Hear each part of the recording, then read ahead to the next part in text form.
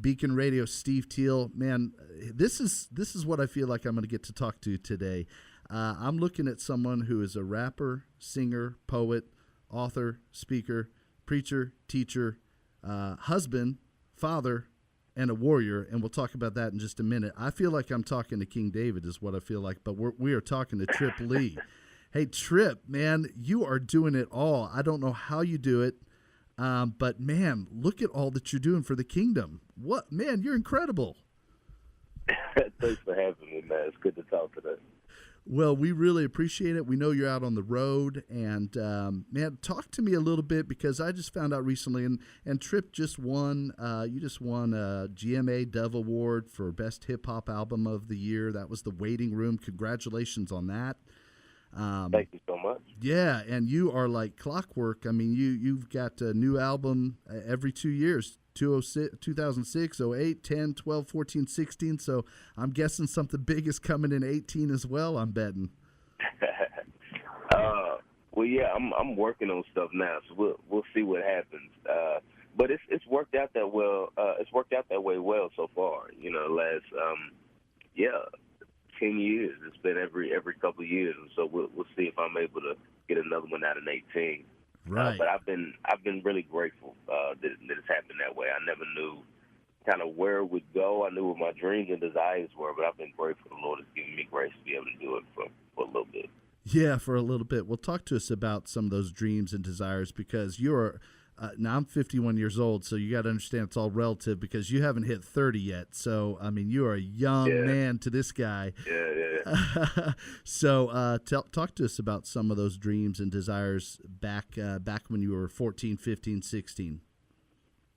Yeah, I mean, I loved music for my whole life. My dad was a huge music lover, and he would put me on a lot of great music and fell in love with hip-hop when I first heard it and was rapping from a really young age. Then I met Jesus when I was about 14, 15 years old, and he changed my whole life, and that changed how I thought about everything, every area of my life, including my music. I wanted to do that in a way that honored him. And so when I was a senior in high school, I signed a record deal with Reach Records, and the album came out a couple of days after I graduated high school, and I just wanted to make great music, and I wanted to talk about what I was passionate about. I wanted to help people see the world right and see God and think about themselves correctly and think about how to live this life that the Lord has given us. So I'm amazed that the Lord has allowed me to keep doing it for a little bit. Yeah, and it is amazing, and you're not just doing that. I mean, what I read off, I mean, these are all these things you're doing. That's why it reminds me of King David. I mean, all of it, you know. And your battle's a little bit different, I think. But I mean, David battled, and he faced some obstacles, and I know just finding out the other night about your chronic fatigue syndrome. Can you talk to us a little bit because you are a warrior? I mean, you are. Yeah, I've had chronic fatigue syndrome for about 10 years, and it's been different in different seasons. You know, some seasons it's been debilitating enough that I really couldn't do much. That's why I'd never finished college, wasn't able to. And what it means for me mostly is that my body just doesn't recharge. You know, I can't remember the last time I felt rested, and I often can't really – I don't have the stamina most people have. I can't always work for more than an hour or so at a time, and so it is the hardest part of my life. But God's been really gracious. He's allowed me to still do a lot of things that I love. He's changed my plans a million times. Yeah. My wife is amazing, incredible. I'm not sure how I would do anything if she wasn't such a strong partner by my side through it all. And yeah, I mean, he's taught me a lot through it too. So I'm grateful. It's even another reason that everything that the Lord allows me to do just seems like a mercy and grace from him, not just because I'm so amazing. It's very humbling. Man, well, you draw strength from your wife, and her name is Jessica, right? Yes. I remember that because my daughter's Jessica and her middle name's Lee, so that's not hard for me to remember. Okay. Jessica Lee, so it's all in the family today. But so you draw strength from her, and then what does it look like for you to draw strength from God? I mean, how does that look? Because none of us, I mean, maybe someone's listening and they do have chronic fatigue syndrome, and they understand exactly what you're talking about.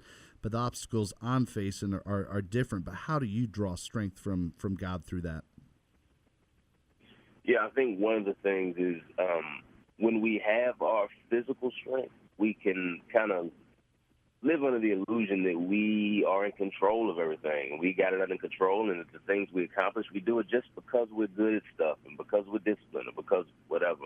And what happens because of my physical strength being taken away from me, I can't live under that illusion, and I can't think that I could just hope in myself and my strength because I have it all together, because the Lord has made really clear to me that I'm really fragile and that I'm not strong enough to make everything go the way I want it to go. And that's true for all of us, but the Lord has made it really clear for me. And the result of that is that He's given me grace to more clearly focus on what I can really hope in, what I can look forward to, who I can really bank on, and that's Him, because He's the one constant. Nothing else is dependable enough for me to build my entire life on. And that's, what Paul talks about when he says, when I'm weak, I'm strong. And he says that's because in the midst of his weakness, God's strength is on display. And so I'm praying that the Lord will help me to hold on to that perspective, even in the hardest weeks. Right. And listeners, if you can't tell from that, I mean, we can go to church right now. Trip Lee can preach, and I got to watch a YouTube video of you at a conference, and man, I was just blessed. So you preach and you teach. Are you still at Cornerstone Church down in Georgia, or are you doing something else? I don't know how you do it all, Trip. Yeah, I'm still teaching pastor at Cornerstone Church in Atlanta. A newer church plant, about 2.5 years old, and it's been going great. Okay, good. And how many times do you get to preach? How does that work? Yeah, I'm preaching a little less than half the time. There's another pastor, John Amachekwa, and we share most of the teaching load together, and it's been great. He's a godly dude. I'd be a member of the church even if I wasn't one of the pastors there.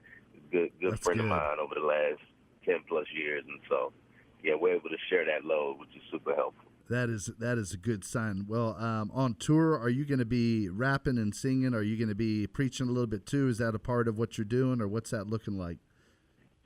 Yeah, so the home team tour, me and KB, co-headlining this tour, and during my set, I'm trying to do songs from throughout lots of my catalog, some older ones, some brand new ones. And during my set, I do have a few little points where I'll stop and we'll talk with the audience. I have a little acoustic kind of set with my guitar player where we kind of strip it down a little bit. I'm trying to give people a little bit of everything, so they'll have a great time. Oh, that's nice. And the website is built to brag. I'm going to bring Shemaiah in. We've just got about a minute left, but I'm sure Shemaiah wants to ask you something too, Trip. Yes, sir. Hey, Trip, I want you to touch on young people right now, and they might be listening to this episode. What words of encouragement we give them as far as focusing and just finding a purpose in life? Yeah, I mean, I've thought about that a lot, and my second book, Rise, was about following Jesus while we're young. And one of the main things that it was important for me to think about when I was a teenager, first beginning to follow God, is that there's not some magical age where your life begins to matter now, or your decisions matter now, or now God can use you, or now there's purpose. We're all created with God wanting to use us to play a big role in His story, and we don't have to wait until later. We don't want to waste these years of our life where we have the most energy and the most passion, and then begin to think about what we were made to do once we're older. I want people to live the way we were made to live right now, and encourage folks, don't hit the snooze button on life. It just makes it harder. Doesn't make it any easier. Hey, we really appreciate that you give us this time, Trip. Man, I don't know how you do it, but I do thank you for being a warrior for the kingdom. You are blessing people, and I want to please thank your wife, Jessica, and your children for us. Yeah. Man, it's important what you're doing. I mean, it is important what you're doing. You're making a difference, and you've already made a difference in my life just by me enjoying your preaching, and I got to get a copy of that book, Rise, and man, you're just doing some great stuff for Jesus. So thank you, Trip, and thanks again for making time for us. Yeah, thank you so much for having me. All right, we can't wait till you're in San Antonio. Oh, sorry, Trip, go ahead. No, I was just saying have a great rest of the day, and yeah, I'll see y'all in San Antonio. All right, awesome. Thank you, Trip. God bless you. All right, bye. Bye.